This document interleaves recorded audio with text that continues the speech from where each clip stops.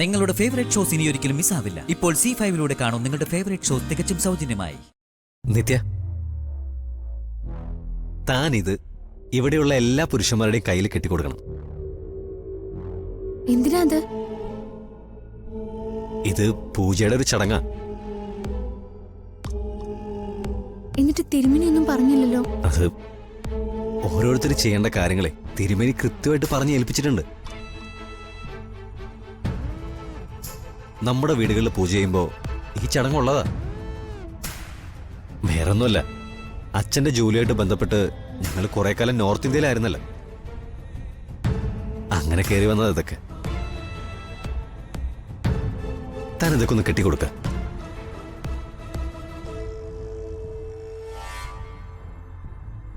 Actually ഇങ്ങനത്തെ ചടങ്ങുകളൊന്നും എനിക്കറിയില്ല കേട്ടോ. ஆமா சடங்குள்ளதா நான் எவ்வளவு தவணை இந்த சடங்கு பார்த்திருக்கு. ഇവിടുത്തെ ചടങ്ങുകളാണെങ്കിൽ ഞാൻ ചെയ്തല്ലേ പറ്റൂ. ஆமா ஆமா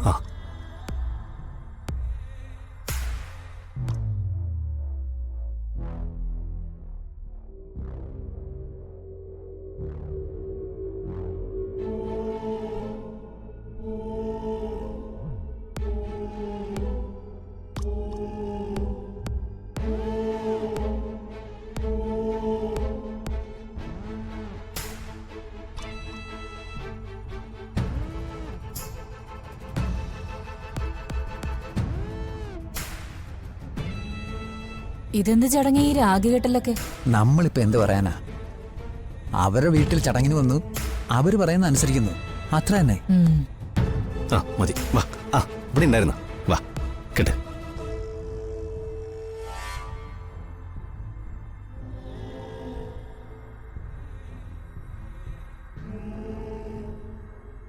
ഇവന് പെൺകുട്ടിയെ വല്ല സംശയമുണ്ടോ? നീ ഒന്നും മിണ്ടായിരുന്നേ. വെറുതെ എന്തിനാ ഓരോന്ന് തുടങ്ങി വെക്കുന്നേ? ആ ഇനി ഇവിടെ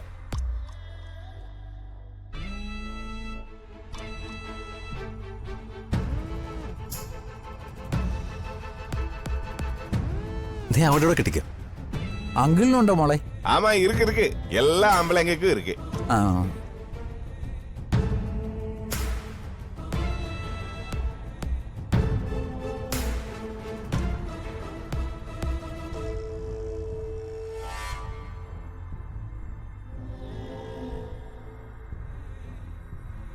കാലം മാറുന്തോറും ആചാരങ്ങൾ മാറിയതാ. ഇവിടെ ഇതിനു മുമ്പ് എത്രയോ പൂജയ്ക്ക് ഞാൻ വന്നിട്ടുണ്ട്. ഞാനിതുവരെ ഈ രീതി കണ്ടിട്ടില്ല.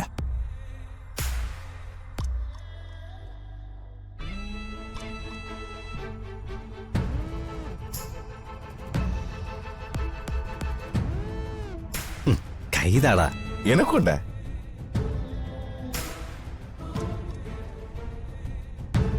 മോനെ, നിനക്കല്ലടാ ഇത് വേണ്ടത്. ஆமா கேட்டுங்க கேட்டுங்க. டா സകല ഐശ്വര്യങ്ങളും നിനക്കന്നെ ഇരിക്കട്ടെ. ஆமா കെട്ട്.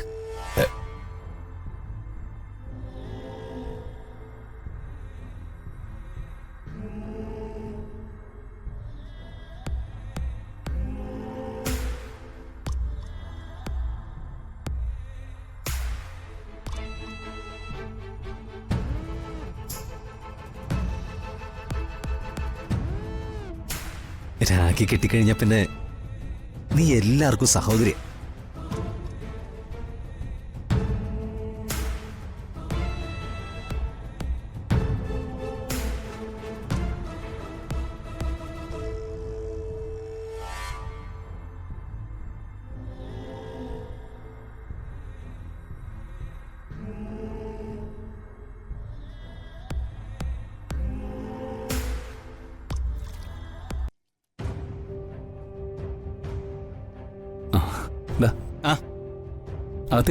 ശരി.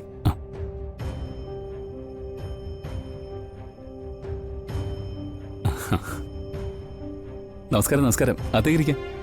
ഇതിരിക്കട്ടെ. എന്താ ഇതൊക്കെ? കല്യാണമായിട്ട് നടന്നില്ലെന്ന് കരുതി ഹരി ഞങ്ങളെ വിരുന്ന് വിളിക്കുമ്പോ അതിന് മര്യാദ കാണിക്കണ്ടേ? വരൂ. ആ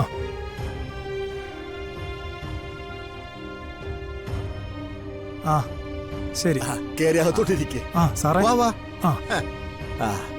ആ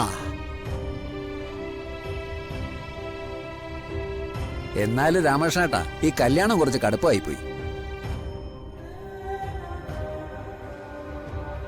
അല്ല അതിപ്പോ ഞാൻ പറയേണ്ട കാര്യമില്ലല്ലോ. സംസാരിക്കാൻ ഒരു കാര്യം കിട്ടിയ നമ്മുടെ നാട്ടുകാർ വെറുതെ ഇരിക്കോ?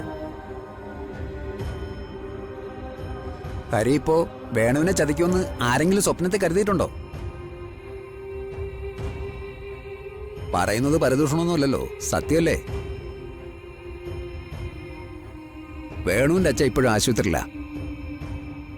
ഇതൊക്കെ നേരത്തെ ആലോചിച്ചിരുന്നെങ്കിൽ ഇങ്ങനത്തെ ഒക്കെ ചീത്തപ്പേരുണ്ടാകുമായിരുന്നോ?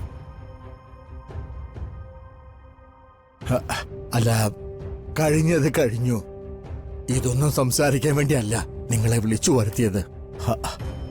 പെട്ടെന്നൊരു സാഹചര്യത്തില് ഇങ്ങനൊരു കല്യാണം നടത്തേണ്ടി വന്നപ്പോ നിങ്ങളൊക്കെ ഒത്തുകൂടിയില്ലല്ലോ എന്നുള്ളൊരു വിഷമം. എന്തായാലും ഭക്ഷണം കഴിച്ച് പിരിയുന്നതിനിടയില് ഈ കല്യാണത്തെക്കുറിച്ചോ വേണുവിനെ കുറിച്ചോ ഒരു സംസാരവും വേണ്ട. വാ, നിങ്ങളകത്തേക്ക് വാ. അങ്ങനെ ചർച്ച എന്നെ അങ്ങ് ഒഴിവാക്കാം അമ്മാവാ.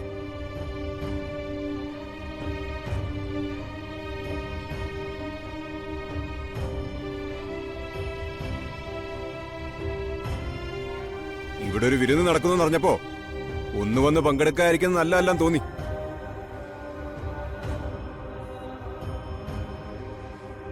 എന്റെ കൂട്ടുകാരന്റെ കല്യാണം വരുന്നല്ലേ?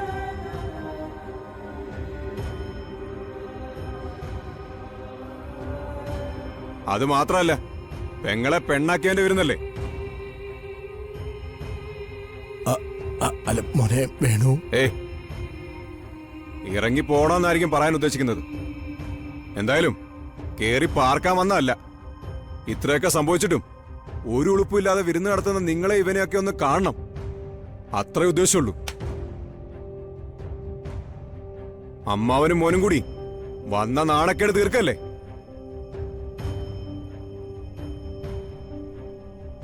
ഈ നാട് മുഴുവൻ എന്നെ എന്റെ കുടുംബത്തെ കൂവി വിളിക്കുന്നുണ്ട്. അത് നിങ്ങൾ കാരണം. അതിന് എന്ത് പരിഹാരം കണ്ടെത്തിയിട്ടുള്ളത്? അല്ല, പറയാൻ പറ്റില്ല. 2 ദിവസം കഴിയുമ്പോ എന്റെ വീടിന്റെ ഉമ്മറത്ത് വന്ന് നിന്ന് എല്ലാം നമ്മൾ തീരുമാനിച്ച പോലെ നടത്തിയാലോ എന്ന് ചോദിക്കും. നാണം കെട്ടവൻ. വേണു, നീ അമ്മാവനെ ഒന്നും പറയണ്ട. പിന്നെ ആരെയാണോ ഞാൻ പറയേണ്ടത്? നിന്നെ പോലെ ഒരുത്തനെ പറഞ്ഞാല് എന്റെ നാവ് പുഴുത്തു പോവും. എനിക്ക് പറയാനുള്ളത് ഇങ്ങനോട് തന്നെയാ. സ്വന്തം മോളെ വിൽപ്പനച്ചരക്കാക്കി നാടകം കളിച്ച് ഇയാളോട്. വേണു, വേണു, നീ ഇങ്ങ് വന്നേ.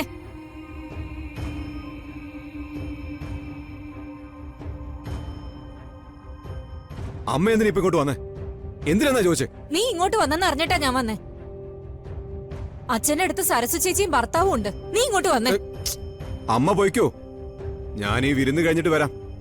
നിന്നോട് വരാനല്ലേ പറഞ്ഞത്? ഡൗൺലോഡ് ചെയ്യൂ C5 ആപ്പ്. കാണൂ എല്ലാ എപ്പിസോഡുകളും സൗജന്യമായി.